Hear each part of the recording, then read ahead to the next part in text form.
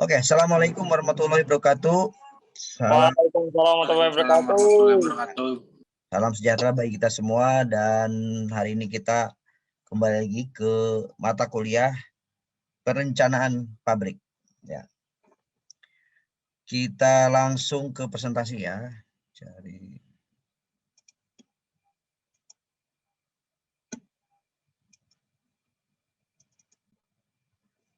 presentasi.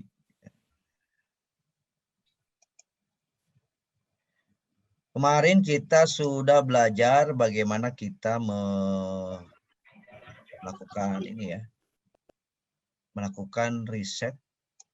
Jadi sebelum kita membuat pabrik, kan kita harus tahu dulu kita misalnya bikin pabriknya apa. Setelah itu dari pabrik yang akan kita buat tuh maunya pabrik produk menghasilkan produk apa, baru kita harus melakukan riset dulu kan. Nah, risetnya adalah mengetahui sampai sejauh mana apa sih yang mereka inginkan. Setelah produk jenis spesifikasi produk yang diinginkan itu seperti apa, ya, melalui riset pasar. Dan riset pasar itu baru kita tahu apa yang mereka inginkan, baru kita mencari data kira-kira misalnya produk kursi. Nah, Prama kursi ini kita bisa lihat data misalnya yang membeli produk kursi itu berapa banyak selama ini perkembangannya, ya, perkembangannya seberapa banyak, kemudian jenis kursi yang dibutuhkan, apa saja yang dibutuhkan, baru kita tetapkan jenis kursi yang kita mau pakai.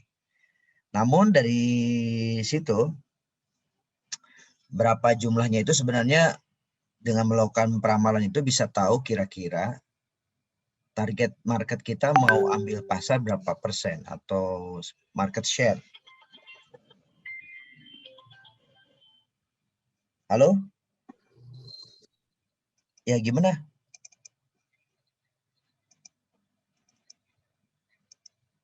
Tugas kelompok apa ya?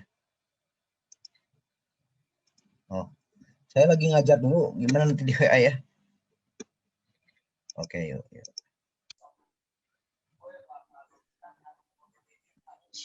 Ya, terus kemudian dari Prama ini kan ingin tahu pasarnya, perumusan masalah desain, kira-kira apa cara ngambil datanya, baru kita ramal kira-kira kita ngambil dari total permintaan, kita ambil berapa market share yang kita ambil, baru kita tetapkan sekian persen dari total market, sehingga kita bisa tetapkan kira-kira pabriknya kapasitasnya berapa. Nanti sebenarnya masuknya di penentuan kapasitas ya. Nah, sekarang kita mulai lebih detail lagi bagaimana contoh beberapa survei pelanggan. Ada survei pelanggan yang kita ambil sekarang ini ada lebih kepada kepuasan indeks. Itu sebenarnya kalau udah berjalan baru kita buat survei indeksnya ya. Nah, ini contoh survei pelanggan ya.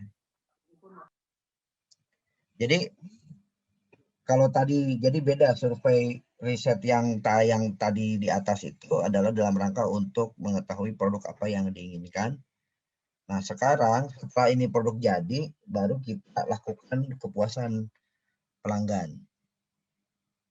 Nah, kepuasan pelanggan ini kita bisa mulai dengan identifikasi moment of truth. Moment of truth itu pada saat si orang atau si customer kita berhubungan dengan perusahaan kita pada titik-titik mana aja. Contoh pada saat penerimaan barang, pada saat pemesanan, pada saat apalagi tuh pertemuan dengan si pelanggan. Nah, ini menjadi pengalaman yang sangat berkesan bagi si pelanggan dan bisa menilai. Ya.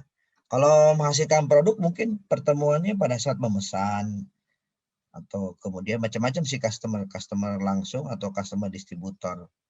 Kalau customer langsung paling memesan, kemudian pada saat ditawarkan atau di marketingnya kan ada beberapa produk-produk semacam brosur dan sebagainya, itu ditolak ukur juga pelayanannya. Kemudian pada saat memesan, pada saat itu dia terima produknya, ya itu menjadi salah satu ukuran. Artinya identifikasi titik-titik mana terjadinya momen atau satu peristiwa yang sangat berkesan bagi si pelanggan. Nah, kalau di produk, kalau misalnya jasa, wah jasa lebih banyak lagi titik-titiknya. Ya, beberapa macam-macam itu juga bisa menjadi pengaruh kepada si pengertian dari pelanggan itu sendiri. Nah, jadi survei kepuasan pelanggan itu ada 3. Ya, ini suaranya siapa nih? Riko. Matiin dah. Kemudian, survei kepuasan pelanggan itu ada 3 yang akan kita, ada 3 macam. Pertama, survei kepuasan masyarakat, itu misalnya pelayanan publik. Biasanya itu kayak semacam inilah, puskesmas atau lain, itu tidak ada pesaing, sehingga yang diukur adalah kepuasan masyarakat. Tapi ada juga survei yang dilakukan dalam rangka kepuasan pelanggan produk jasa dibanding dengan kompetitif. Jadi ada membandingkan dengan bidang lain, atau bukan bidang lain, dengan produk lain tapi beda merek gitu. Itu kepuasan pelanggan atau produk atau jasa dibandingkan kompetitif. Yang ketiga, survei kepuasan pelanggan dengan tingkat kepentingan. Artinya misalnya misalnya kampus. Bagi kamu yang terpenting apa dalam pelayanan di kampus? Misalnya tingkat kepentingan, ada dosennya atau mata kuliahnya atau fasilitasnya atau parkirnya atau apa. Itu menurut si pelanggan itu kepentingannya lebih tinggi mana? Ada yang bilang nomor 1, jadi nanti kita buatkan ranking. Menurut kamu ranking yang pertama apa? Misalnya materinya, kemudian dosennya, ketiga apanya, fasilitas dan sebagainya. Itu menjadi ranking bagi tingkat kepuasan pelanggan. Dan itu artinya kalau survei kepuasan pelanggan adalah perusahaannya udah jadi, ya. Produknya udah jadi, perusahaan udah jadi. Tapi kalau survei, tapi bisa jadi nih survei kepuasan pelanggan juga menjadi celah kita ukur untuk orang lain. Baru kita melihat kemungkinan kita mau ngambil atau mengambil slot atau keunggulannya di mana dibanding dengan yang lain. Ya. Itu kalau kita mau dalam rangka membuat sebuah produk baru, itu bisa kita lakukan, tapi diukur kepada orang lain. Baru kita melakukan pembentukan sebuah produk itu berdasarkan hasil kekurangan dari mereka. Baru buat strategi. Nah, kalau kita mengukur kira-kira jumlah potensi dan menentukan target kapasitas, itu berdasarkan misalnya gini, contoh misalnya kampus ya. Orang yang wajib kampus itu, misalnya masuk rekrutmen di kampus itu berapa orang. Potensinya adalah tinggal dihitung siap yang kuliah, yang sekolah di SMK, sekolah di SMA itu berapa banyak. Misalnya 1 juta lebih, ya 1 juta atau berapa, 1 juta lebih orang anak-anak yang sekolah SMK mau lulus. Itu adalah potensi. Nah, sekarang target market kita ambil berapa? 10%, 2%, atau berapa? Nah, dalam rangka itu kan kita harus bikin analisa ramalan dulu nih, misalnya dari tahun ke tahun siswa SMK SMA itu berapa banyak di Cirebon dan Ciayu Majakuning misalnya, semakin hari semakin berkembang gitu kan. Nah, kita melakukan peramalan dulu. Seperti yang metode yang kemarin, baru kita lakukan target market kita berapa persen. Dari berapa persen itu baru kita punya rancang kapasitas. Ya. Kalau supaya nanti urusannya jadi ini pabrik, ini sekolah. Nah, pabrik. Kalau pabrik misalnya kita bikin bikin produk motor misalnya ya. Bikin produk motor di Ciayu Majakuning. Kira-kira orang yang pesan motor atau tertarik beli motor itu kira-kira anak umur berapa? Oh, SMA ya, SMA, SMP mungkin belum, SMA aja. Atau SMA atau yang sebagian besar mungkin yang udah kuliah misalnya. SMA target marketnya berarti anak sekolah misalnya. Target market, jadi kita hitung dulu jumlah mahasiswa yang ada di Ciayu Majakuning, anak SMK sama anak kuliahan itu berapa banyak, diprediksi sekian orang dalam tahun per tahun semakin meningkat misalnya. Terus kemudian tinggal kita target marketnya berapa dari total populasi, targetnya berapa persen, baru kita tetapkan. Oh, target kita adalah dalam 1 tahun kita harus menjual sekian ratus ribu atau kan mungkin 500.000 kayak apa berapa, baru tetapkan itu. Nah, baru dari situ baru kita jabarkan ke belakang. 1 tahun itu ada 12 bulan, dibagi 12 bulan. Sehingga kapasitas produksi adalah sekian. Nah, kalau ini kasusnya adalah ini sudah jadi produknya, baru kita manage dengan mencari kepuasan pelanggan. Tetapi kalau ini bisa dipakai menjadi dalam rangka perumusan sebuah produk, itu bisa juga dengan survei kepuasan pelanggan yang selama ini dilayanin oleh semua orang atau perusahaan-perusahaan yang bidang produk yang sama, itu apa kelemahan dan kelebihannya. Sekarang ini posisi top of mind atau orang yang berpikir produk tersebut, barang tersebut, kira-kira perusahaan apa yang menjadi top of mind. Jadi kita harus bersaing dengan label atau branding siapa gitu. Oke, baru kita mulai ini adalah hasil dari paparan survei kepuasan pelanggan terhadap pelayanan publik. Contoh misalnya ini pelayanan publik apa nih? Tangerang. Ini mengapa swasta lebih baik? Karena persaingan bebas, sektor swasta lebih efisien, penyediaan pelayanan, penggunaan layanan akan lebih diuntungkan. Ya, ya sebenarnya tidak harus, tapi memang fisiologisnya kalau swasta kan persaingan tinggi sehingga dia terus berlomba-lomba untuk lebih efisien, efektif, lebih memuaskan si pelanggan. Tapi kalau pelayan publik pemerintahan kadang-kadang karena tidak ada pesaing itu jadi seadanya. Cuman mungkin tidak semua ya. Jadi ada beberapa yang pelayan publik yang sudah memperbaiki. Tapi itu juga sudah lewat ya. Yang swasta kan lebih cepat bergerak ya. Kalau negeri agak susah karena ada aturan birokrat yang sangat rigid. Oke, kita ya, tetapi kalau swasta memang memperlakukan pelanggan sebagai pribadi yang berharga, artinya menghargai si pelanggan itu sangat dinaikkan gitu, karena mereka sangat menyukai itu. Contoh mungkin pengalaman saya di dulu itu, saya pernah sering keluar kota, sering keluar pulau karena kerjaan, ke hotel gitu kan. Yang saya sangat mengesankan adalah pada saat saya masuk ke hotel tersebut, setelah mengisi atau bukan mengisi ya, pada saat datang dia tuh langsung menyapa dengan Pak Andri. Terima kasih Pak Andri, silakan Pak masuk. Itu keramah-tamahan. Dan yang lebih sangat membuat saya menjadi raja adalah selama saya nginep di sana seminggu, ya 3 hari kalau salah, 3 hari di hotel tersebut di Bandung.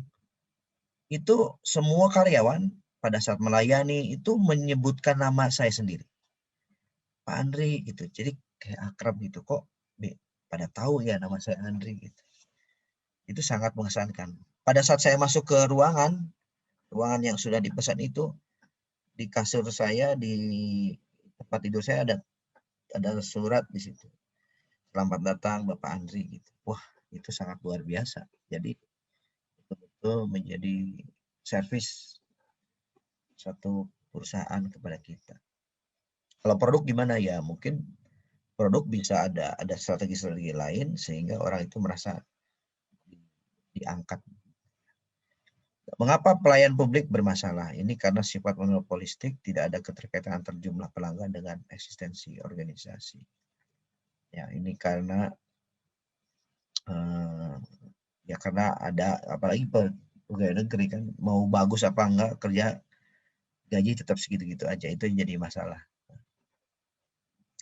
Oke, publik, pelayanan publik, ini teorinya, tapi kita kan enggak terhadap itu, kita kan lebih ke pabriknya, ke konsep dari kepuasan pelanggannya. Sebenarnya industri juga bisa, pelayanan industri, tidak hanya produk, tapi sebenarnya produk itu bagian salah satu. Jadi semua sistem industri itu selalu campur. Bisa layanan produknya lebih tinggi, servisnya yang kecil. Kalau lebih ke pabrik jasa, industri jasa, itu berarti jasanya yang lebih besar, produk tetap diperhitungkan. Contoh kayak hotel kan melihat produk juga, misalnya makanan, tempat meeting, produk ini, air minuman, itu jadi produk juga. Itu bagian dari layanan servis. Jadi tidak murni itu services semua, pasti ada produknya sebagian. Nah, makanan misalnya satu hotel, makanan pada sajian makanannya ada sedikit kurang enak, itu juga berakibat kepada layanan secara keseluruhan. Tidak hanya jasa, tapi produk juga mempengaruhi. Oke, ini survei kepuasan, ini contohnya. Jadi ada kepuasan yang kita ukur adalah tingkat perasaan seseorang yang telah membandingkan hasil yang dirasakan dengan harapannya. Jadi membandingkan harapan dengan tiba-tiba yang dirasakan, apakah melebihi dari apa yang dirasakan atau kurang dari apa yang dirasakan. Contoh, ini tinggal dibaca aja ya. Ini contoh-contoh survei. Nah, cara pengukurannya nanti berdasarkan nilai setiap apa yang ditanyakan dibagi jumlah respon.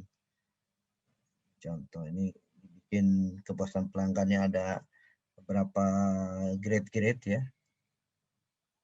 Ini hasil dari surveinya. Ada 198 responden, ada laki-laki sastra 3 dan perempuan. Pekerjaannya segini, ini profil dari respondennya ya. Swasta dan jenis kelaminnya. Nah, ini ada puskesmas. Jadi setiap puskesmas di survei pendidikannya. Dan seluruhnya, nah ini adalah pertanyaan-pertanyaannya.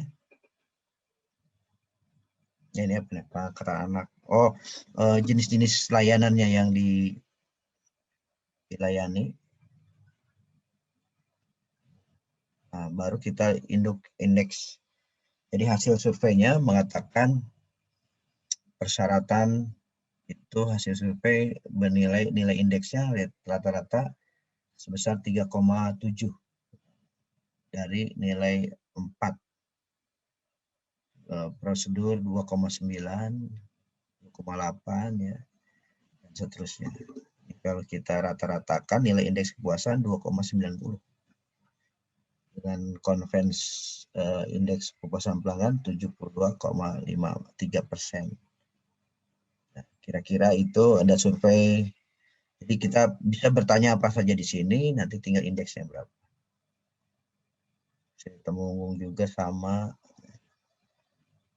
Nah, biasanya gambarnya di hasil surveinya ditaruh di depan sebagai bukti kepuasan pelanggannya. Nah, ini tugas pertama adalah membuat formulir survei pelanggan berdasarkan moment of truth.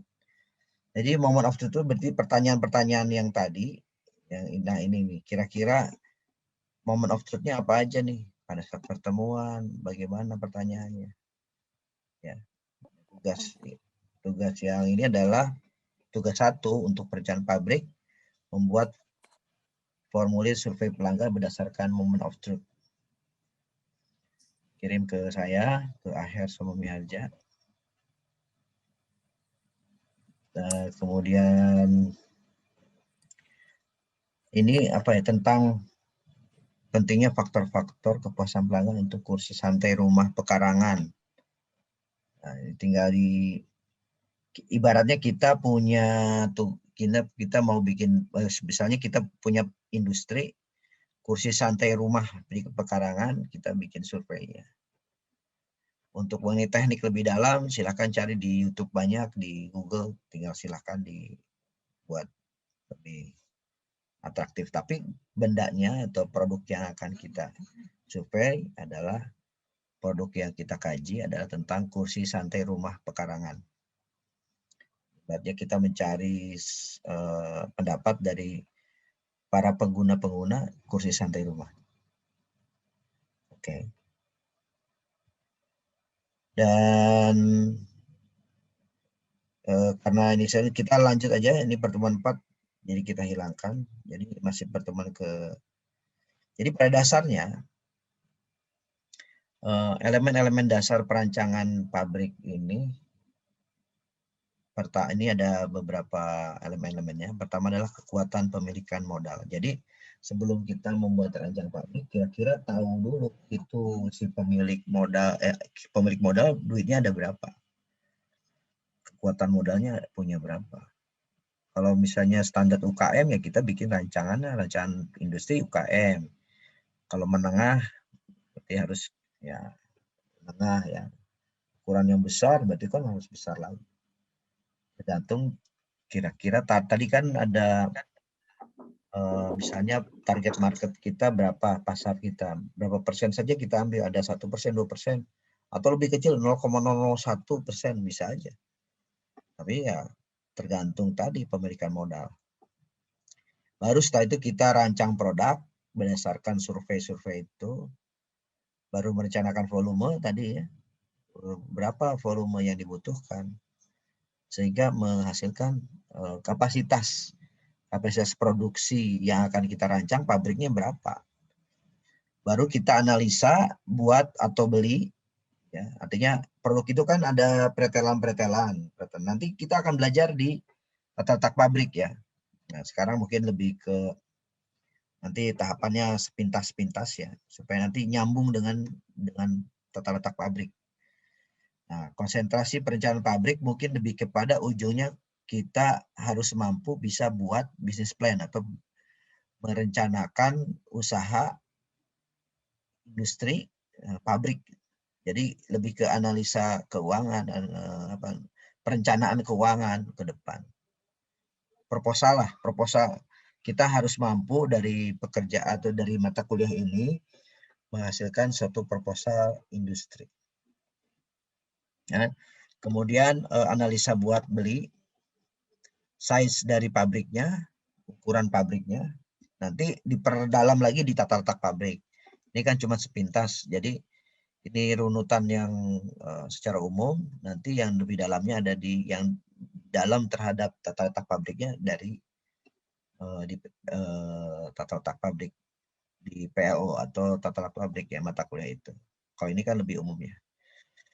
Kemudian nanti setelah itu baru kita size-nya plan berapa, baru hitung harga jual dari produk berapa kira-kira. Ada beberapa strategi dalam menetapkan harga jual dari produk. Pertama, bisa lihat dari harga secara umum hari ini, misalnya harga apa, nanti dibandingkan pembanding harga ini berapa, harga ini berapa, kita mau di harga dulu. Jadi tetapkan dulu harganya, baru nanti belakangnya kita hitung. Atau yang kedua, berdasarkan ngitung dari awal, dari proses, dari tahapan-tahapan itu berdasarkan activity, baru kita ngitung berapa harga jualnya.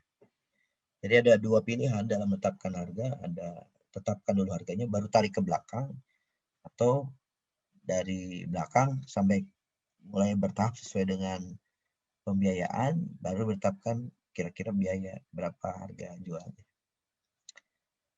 Kemudian dari lokasi pabrik. Dari sini kita menetapkan lokasi pabrik yang tepat ada di mana. Kira-kira di mana lokasi yang pas. Nah, baru ke tata letak pabrik lebih dalam lagi, kita hanya sepintas, kemudian pemilihan tipe bangunan, kemudian kemungkinan perubahan macam produk yang dibuat, misalnya beberapa produk-produk sampingan, kemudian pertumbuhan perkembangan organisasi pabrik, itu menjadi pertimbangan di dalam.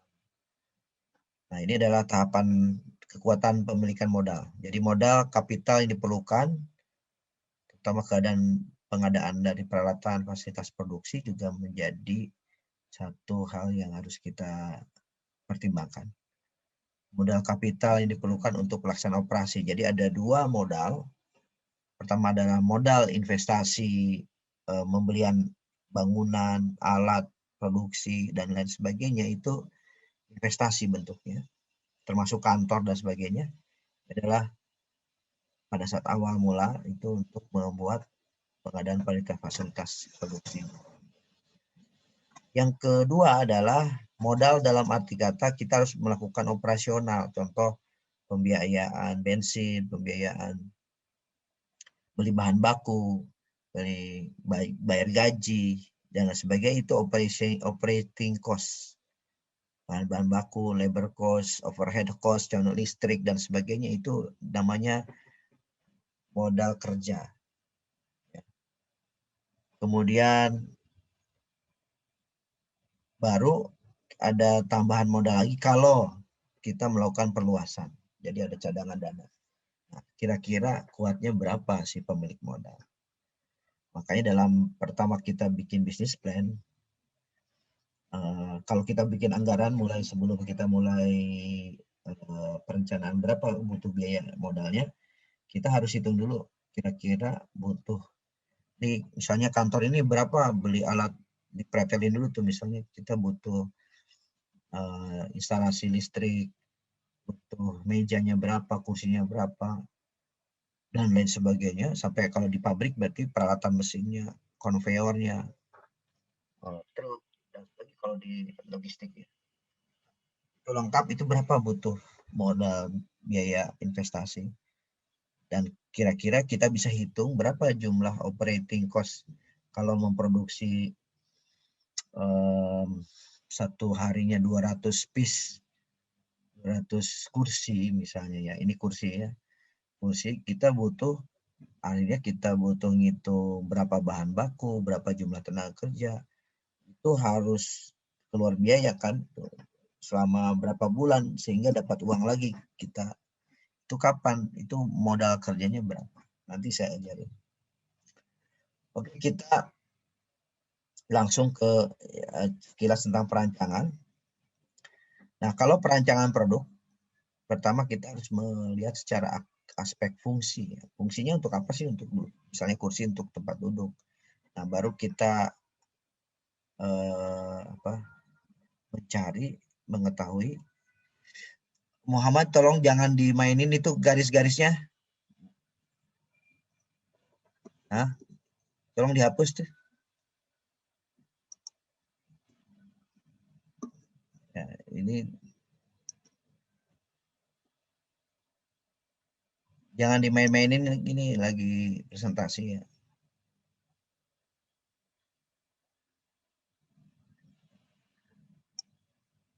Muhammad Taufik tuh yang garis-garis ya.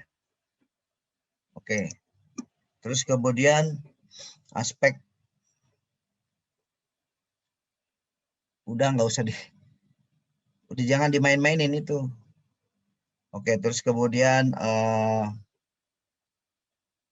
kekuatan dari si produk yang kita inginkan kita buatkan itu sejauh mana kekuatannya, daya tahannya. Itu yang aspek fungsi. Yang kedua adalah aspek kemudahan untuk bisa dibuat atau design for making. Artinya kita membuat itu manufaktur, proses setiap ini kita harus menggunakan alat tools apa supaya mudah ya. Itu perancangan produk. Contoh kita bikin kursi inilah. kursi lipat ya. Berarti kita harus buat ini lengkung ya.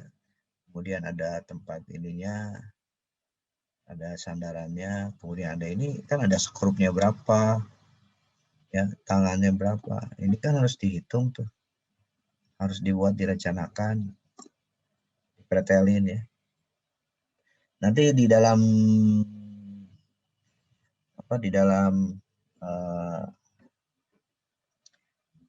pendesainan atau dalam perancangan tata letak pabrik itu akan dibuat semacam bill of material. Kita harus tahu struktur produknya dulu, baru kita pisahkan ya. Nah, ini perancangan volume penjualan, penentuan kapasitas, nanti kita bicarakan pada saat minggu depan. Ini sampai sini mungkin. Oh ya, sampai sini dulu mata kuliahnya. Mungkin ada pertanyaan?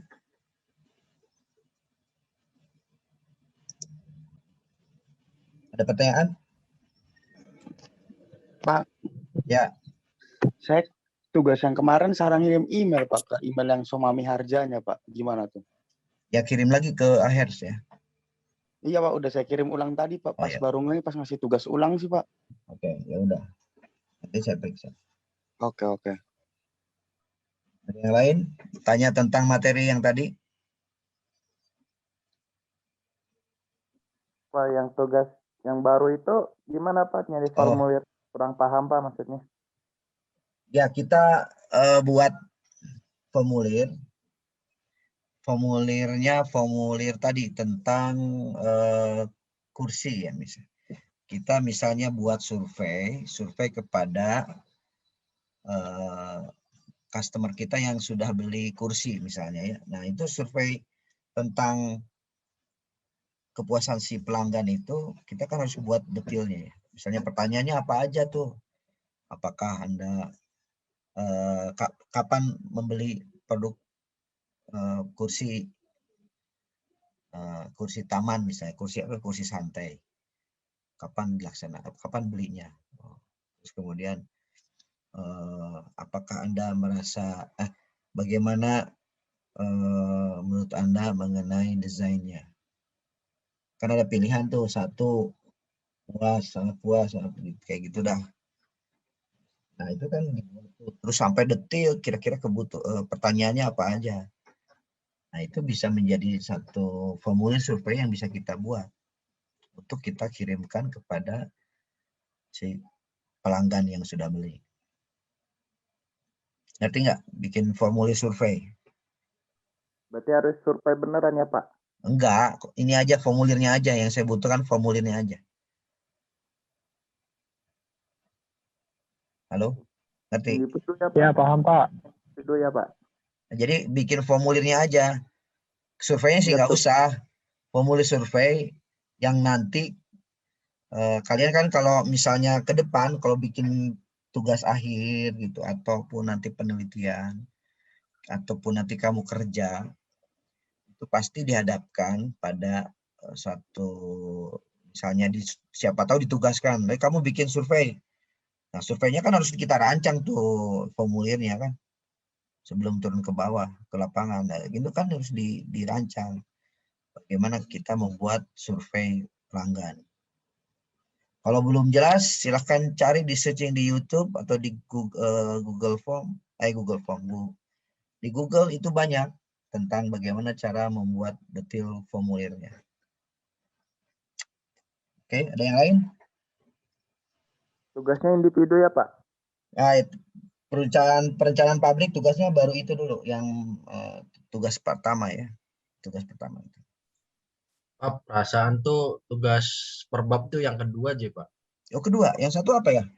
Yang satu tuh kalau nggak salah tuh jurnal, Pak. Jurnal Pak. Oh ya, itu udah dikirim. Oh, berarti dua ini sekarang. Iya, Pak. Iya, dua. Tugas dua ya, dirubah itu. Oke, ada pertanyaan? Kita tuh katanya apa UTS itu April tanggal 20-an ya, 23 kalau nggak salah. Masih lama ya.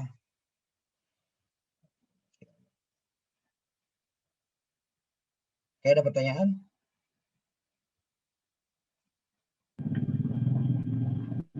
Pak izin mau Oke. bertanya Pak Ya, mangga. seputar materi. Ya.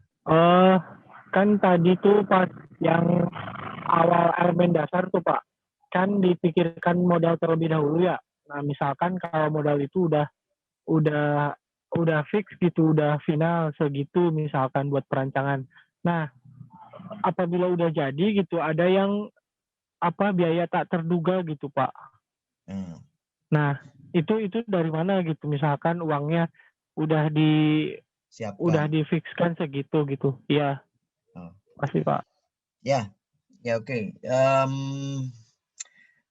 Pada saat modal ya, modal itu sebenarnya pada saat awal itu ya biasanya sih kan setiap pemodal atau pengusaha atau investor itu kan dia tahu biasanya sudah menyiapkan. Misalnya saya punya dana 10 miliar nih gitu misalnya. Itu berarti mainnya digedein gitu. Jadi saya kalau dapat tugas ini saya selalu nanyain kira-kira Bapak punya dana berapa untuk mau investasi di bidang ini? Oh, saya 10 miliar, ada sekian miliar, ada sekian miliar. Oh, saya mainnya di kecil aja, di bawah 1 miliar, kan bisa. Jadi netapin dulu, baru kita main di perencanaan pabriknya berdasarkan volumenya gitu.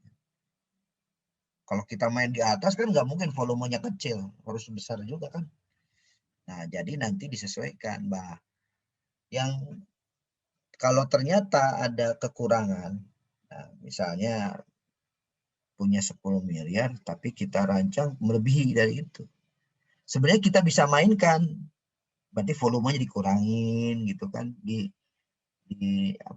di volume dikurangin, atau nanti di masalah misalnya beli tanahnya berarti cari yang harus lebih murah dari itu, apa yang bisa dikurangin sehingga budgetnya sesuai dengan target investasi gitu.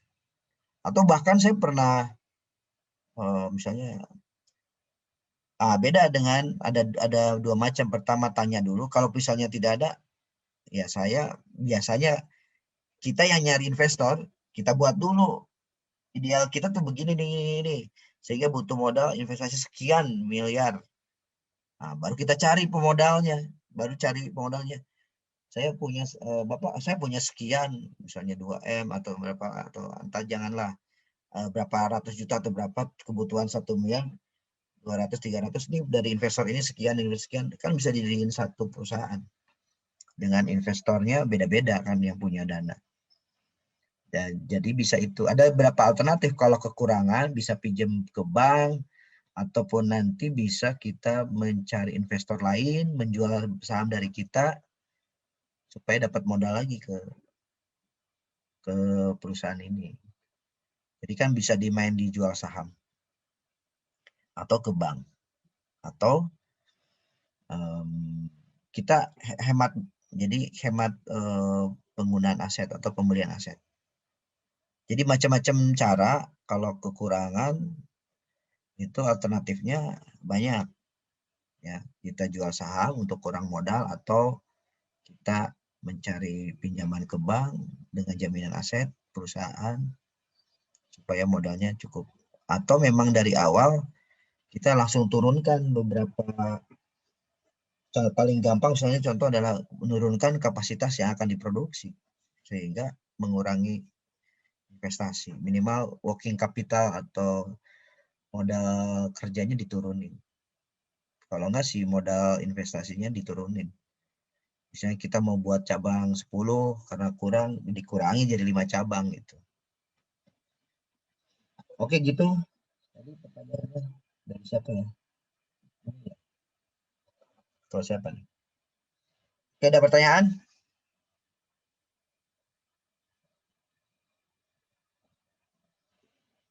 Pada ngilangnya ya? Gaya naruh. Halo? Ada pertanyaan nggak? Siap, tidak ada. Ya, oke, tidak ada. Kalau tidak ada, materinya mungkin cukup sekian dulu. Nanti kita lanjut lagi ke minggu depan ya. Assalamualaikum warahmatullahi wabarakatuh. Ya, Pak. Waalaikumsalam warahmatullahi wabarakatuh. Makasih, Pak.